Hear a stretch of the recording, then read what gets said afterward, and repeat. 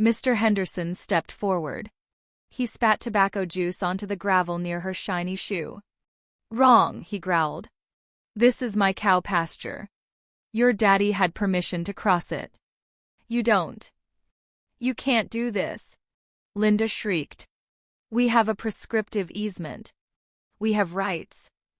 Actually, I said, pulling a folded map from my back pocket, a survey map I had pulled from the county clerk's office for $2. I checked the records. There is no recorded easement. And in Kentucky, permission given can be revoked at any time. Mr. Henderson just revoked it.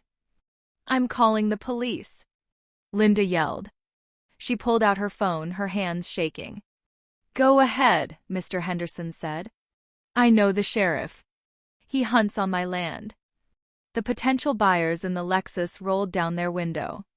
Excuse me, the driver asked. Is there another entrance? Nope, I called out cheerfully. House is landlocked. You'd have to helicopter in.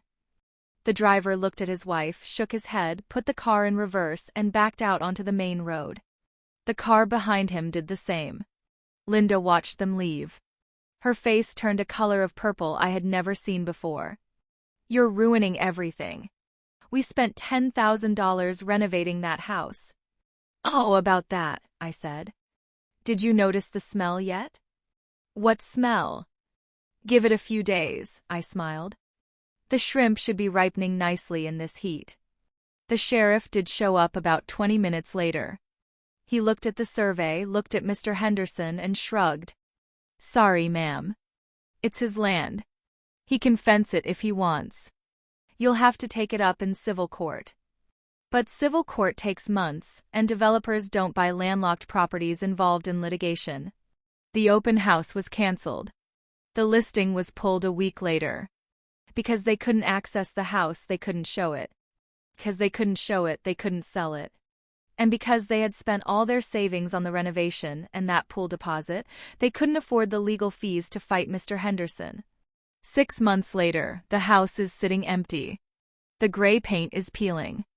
The bank is threatening foreclosure because Dale stopped paying the property taxes. Mr. Henderson and I made a deal, though. When the bank finally auctions it off on the courthouse steps for pennies on the dollar, I'm going to buy it. Mr. Henderson promised he'd take the fence down for me. Until then, I drive by every once in a while. I see the private property sign and I smile. They kicked me out of my home, but they forgot to check who held the keys to the front gate.